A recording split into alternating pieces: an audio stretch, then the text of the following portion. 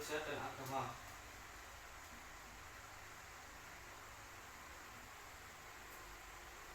Pembahasan dari materi utama saya yaitu kejadian manusia dan alam semesta. Yang kedua, manusia dalam pandangan agama Islam, status peran dan tujuan manusia dalam kehidupan.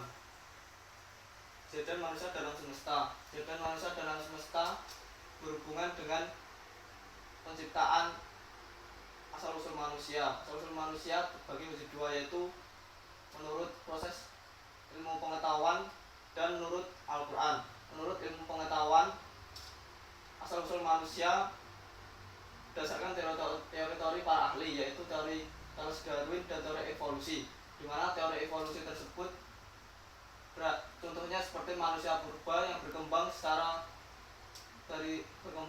baik dari masa ke masa dan berbentuk seorang manusia pada sekarang ini. Yang kedua, secara menurut Al-Quran.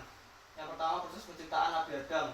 Terus penciptaan Nabi Adam secara fisik terbentuk dari tanah dan nur ilahi. Yang kedua, Allah menciptakan segala sesuatu secara berpasang-pasangan. Di dunia ini diciptakan secara bersama-sama oleh Allah SWT. Contohnya seperti siang dan malam, atas dan bawah, dan langit dan bumi. Yang ketiga, asal-usul manusia secara biologi. Asal-usul manusia secara biologi contohnya seperti proses reproduksi, di mana air mani dibuai oleh sel telur dan menghasilkan seorang manusia. Yang ketiga, asal-usul alam. Asal-usul alam teori Big Bang itu ledakan besar atau dentuman besar. Dalil yang menerangkan tentang asal-usul alam yaitu bagi berikut. Bismillahirrahmanirrahim. Awalam yarul ladina kafaru annas samawati wal ardu kanata rasqan fafataqnahuma wa ja'alna minal ma'i kulli syai'in hayy afala yu'minun. Yang artinya, dan apakah orang-orang kafir tidak mengetahui bahwasanya langit dan bumi itu keduanya adalah sesuatu yang padu, kemudian kami pisahkan antara keduanya, dan dari air kami jadikan segala sesuatu yang hidup, maka mengapakah mereka tiada juga beriman? Dari ayat tersebut dapat diambil intinya bahwa dunia dahulunya merupakan satu-satunya padu, dan oleh Allah dijadikan keduanya dipisahkan, dan jadi air dari Allah SWT dijadikan segala sesuatu yang hidup seperti semua makhluk hidup yang diciptakan oleh Allah SWT. Terus manusia dalam pandangan Islam. Menurut Islam, manusia adalah makhluk yang paling sempurna. Mengapa manusia merupakan makhluk yang paling sempurna? Karena manusia dilengkapi dengan hawa nafsu dan akal, berbeda dengan hewan dan tumbuhan yang tidak memiliki akal dan hawa nafsu. Selain itu, manusia juga memiliki fitrah, di mana fitrah tersebut merupakan potensi yang diberikan oleh Allah Subhanahu wa taala dari sejak lahir. Yang kedua, penciptaan unsur manusia. Pertama, Nabi Adam alaihissalam yang diciptakan dari Allah Subhanahu wa taala dari tanah dan nur ilahi. Status, peran dan tujuan dari manusia. Status manusia yaitu sebagai ciptaan hamba Allah. Kita sebagai ciptaan hamba Allah harus beribadah kepada Allah Subhanahu wa taala agar kita nantinya dapat masuk surga. Yang kedua, peran manusia. Peran manusia yang pertama, belajar, mempelajari ilmu Allah yaitu Al-Quran. Kita sebagai manusia tidak hanya mempelajari ilmu pengetahuan umum, tetapi kita juga harus mempelajari ilmu Al-Quran. Yang kedua, mengajarkan ilmu. Kita sebagai manusia tidak harus memendam ilmu kita untuk diri sendiri, tapi juga dibagikan pada orang lain agar bermanfaat bagi kita dan orang lain. Yang ketiga, membudayakan ilmu. Selain untuk diri kita, untuk dibagikan pada orang lain, kita harus juga menyimpan pada diri sendiri agar dibudidayakan. Hal tersebut sesuai dengan tuntunan Rasulullah SAW. Yang ketiga, tujuan manusia. Pertama, kekhalifahan dan beribadah kepada Allah untuk mendapatkan kesenangan dunia dan ketenangan akhirat.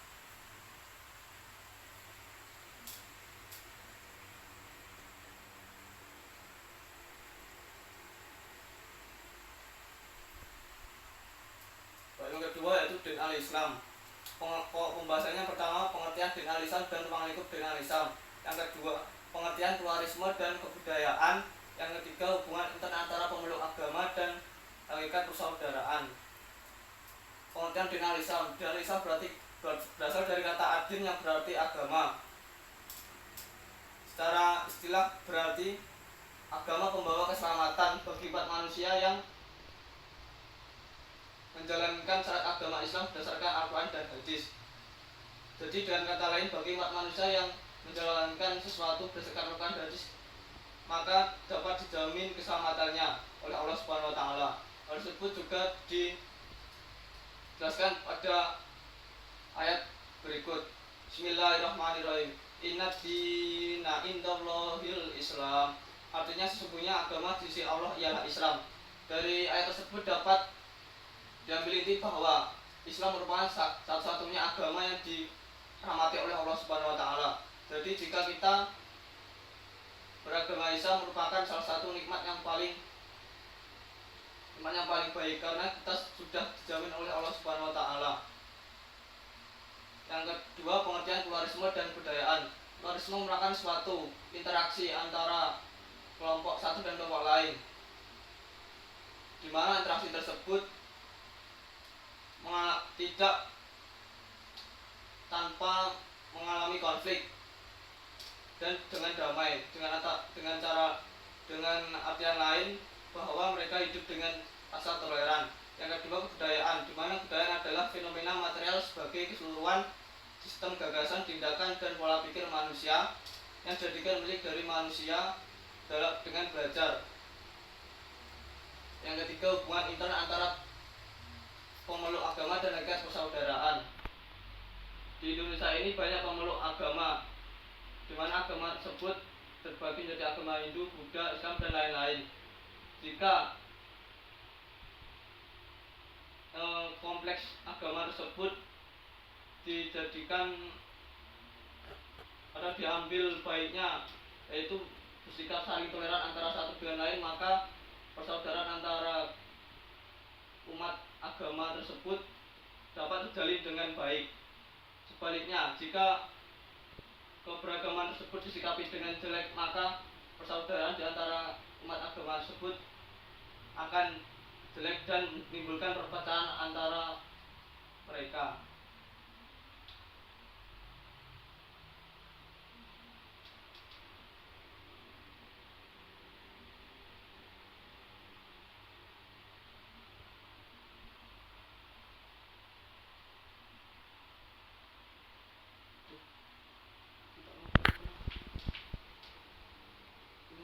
Ajaran Islam, pembahasan yaitu Al-Quran, Ijtihad, dan Al-Quran. Al-Quran menurut bahasa yaitu sesuatu yang dibaca secara berulang.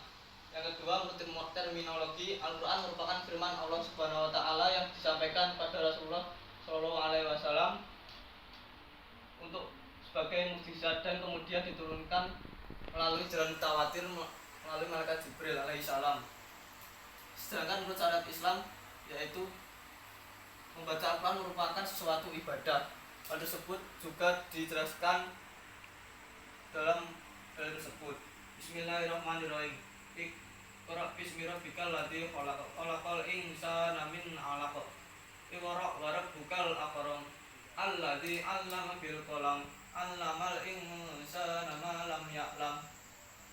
Ayat tersebut merupakan bukti bahwa Al-Quran merupakan mukjizat dari Allah Subhanahu wa taala, dan surat Al-Alaq dari ayat 1 sampai 5 tersebut merupakan firman pertama yang diturunkan Allah Subhanahu wa taala kepada Rasulullah sallallahu alaihi wasallam. Yang kedua, keistimewaan Al-Quran. Keistimewaan Al-Quran yang pertama, bacaan Al-Quran tetap sepanjang masa tanpa revisi. Hal tersebut berarti isi Al-Quran tidak mengalami kelebihan dan kekurangan. Yang kedua, terjaga dari kontradiksi. Terjaga dari kontradiksi di sini berarti ayat Al-Quran tidak mengalami perubahan dan dijaga oleh Allah Subhanahu wa taala. Yang ketiga, untuk dihafalkan, dan keempat, bahasa Al-Quran tidak dapat ditiru. Bahasa Al-Quran tidak dapat ditiru karena merupakan bahasa dari Allah Subhanahu wa taala. Kemudian kandungan Al-Quran yaitu berisi 4: akidah, akhlak, syariah, dan hukum-hukum. Fungsi peranan Al-Quran. Yang pertama, petunjuk bagi manusia, sumber pokok ajaran Islam, peringatan dan pelajaran bagi manusia, Yang keempat sebagai mujizat Nabi Muhammad SAW. Dari 4 fungsi tersebut, intinya Al-Quran merupakan pegangan dan pedoman hidup bagi manusia. Dan apabila manusia berpegang hidup terhadap Al-Quran, maka selamatlah hidupnya. Dan sebaiknya jika manusia berperilaku seenaknya dan tidak berbuat sesuatu yang sesuai dengan Al-Quran, maka celakalah. Yang kedua yaitu hadits. Mengetahui hadits dengan perkataan, perbuatan, dan pengakuan dari sifat-sifat Rasulullah SAW. Macam-macam hadits banyak. Salah satunya yaitu hadits yang dikeluarkan oleh Al-Bukhari dan Muslim, hadits sahih yang dikeluarkan oleh Al-Bukhari namun tidak dikeluarkan oleh Muslim, dan banyak lagi. Yang kedua, kedudukan hadits terhadap Al-Quran. Yang pertama, Al-Quran lebih diutamakan ketimbang hadits. Hal tersebut karena Al-Quran merupakan nomor 1, sedangkan hadis merupakan nomor 2, sehingga Al-Quran lebih diutamakan daripada hadis. Yang kedua, hadis merupakan penjabaran dari Al-Quran. Hal ini bermaksud yaitu hadis merupakan pendukung dari ayat Al-Quran. Contohnya misalnya seperti di Al-Quran dijelaskan perintah sholat, maka di hadis dijelaskan cara-cara sholat dan rukun-rukun sholat. Yang kedua, Al-Quran sebagai wahyu dari Sang Pencipta, sedangkan hadis berasal dari hambanya. Ini maksudnya adalah Al-Quran sebagai wahyu yang berasal dari Allah Subhanahu wa Ta'ala, sedangkan hadis berasal dari Rasulullah SAW dan para tabi'in. Yang ketiga, ijtihad. Ijtihad merupakan sebuah usaha yang sungguh-sungguh untuk merumuskan sesuatu yang tidak ada dalam Al-Quran dan hadis. Masalah-masalah yang diijtihadkan adalah masalah-masalah yang belum ditegaskan hukumnya dalam nas. Kemudian masalah-masalah yang belum diijma'kan. Belum diijma'kan di sini berarti belum disepakati oleh para ulama yang biasanya merumuskan kesepakatan atau ketentuan. Yang ketiga, masalah-masalah yang diketahui alasan hukumnya seperti dalam masalah muamalah. Saat melakukan ijtihad, yaitu banyak di antara salah satunya yaitu harus mengerti bahasa Arab dan segala ilmu. Pada intinya, orang yang melakukan ijtihad harus memiliki ilmu agama yang baik dalam bidang fikih maupun lainnya, sehingga dalam merumuskan sesuatu tertentu dapat menghasilkan hasil yang baik dan tidak melenceng dari Al-Quran maupun hadis.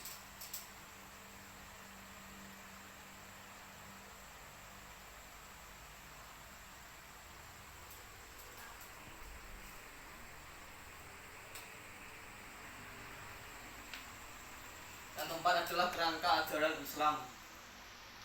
Pokok pembahasannya itu pengertian akidah, syariah dan akhlak, nisbah akidah, syariah dan akhlak, dan aliran yang berkembang. Pengertian akidah merupakan keyakinan yang kuat terhadap sesuatu tanpa keraguan, yaitu kita sebagai umat muslim harus meyakini bahwa Allah Subhanahu wa Ta'ala merupakan Tuhan satu-satunya di bumi ini. Setelah itu kita harus yakin 100%, tidak boleh 70% maupun 50%. Yang kedua, syariah. Syariah merupakan jalan hidup muslim dan berisi ketetapan-ketetapan dan ketentuan yang umumnya berisi ibadah maupun perintah. Yang ketiga, akhlak. Merupakan perangai atau tindakan. Akhlak ini dapat dibagi dua, yaitu akhlak tercela dan akhlak baik. Yaitu yang kedua, nisbah antara akhlak, akidah dan syariah, di mana bagian satu pohon, di mana akidah merupakan akar, syariah merupakan batang, dan akhlak merupakan dedaunan. Dari pernyataan tersebut dapat diambil intinya bahwa akidah, syariah dan akhlak merupakan satu kesatuan yang sangat berhubungan dan saling menguatkan. Apabila tidak ada satu di dalam kehidupan manusia, maka manusia tersebut akan sesat. Baik itu tidak ada akidah, akhlak maupun syariah. Yang kedua, aliran yang berkembang. Masuk dalam bidang akidah. dalam bidang akidah mazhab terbagi menjadi 5, yaitu mazhab Syiah, Khawarij, Murji'ah, Mu'tazilah dan Asy'ariyah.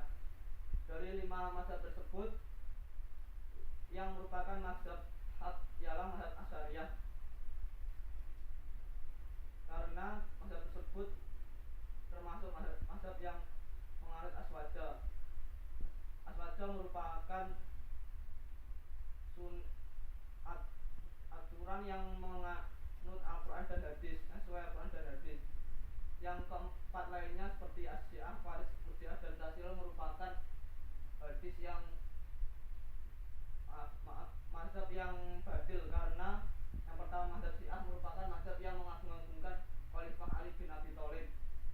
Yang kedua mazhab Khawarij merupakan mazhab yang menyamakan antara muslim dan kaum kafir. Yang ketiga mazhab Murji'ah merupakan mazhab yang mengagungkan pemikiran, dan apabila ada suatu pemikiran yang tidak sama dengan kelompok tersebut akan diberontak. Yang keempat mazhab Mu'tazilah merupakan mazhab yang mengutamakan rasionalitas tanpa mempertimbangkan isi Al-Quran dan hadis. Yang kedua mazhab dalam bidang syariah. Mazhab dalam bidang syariah dibagi menjadi 4, yaitu Hanafi mazhab, Maliki mazhab, Syafi'i mazhab, dan Hambali mazhab. Seperti yang diketahui di Indonesia yang digunakan yaitu Syafi'i mazhab. Dari keempat mazhab tersebut merupakan mazhab yang baik semua, tidak ada yang batil. Hanya yang membedakan antara 4 mazhab tersebut adalah objek dalam beribadah, seperti pengenaan air wudhu terhadap muka saat wudhu dan pembacaan doa kunut saat salat subuh. Yang ketiga mazhab dalam bidang akhlak. Mazhab dalam bidang akhlak terbagi menjadi 3, yaitu tasawuf akhlaki, tasawuf irfani, dan tasawuf falsafi. Tasawuf akhlaki, ajaran tasawuf yang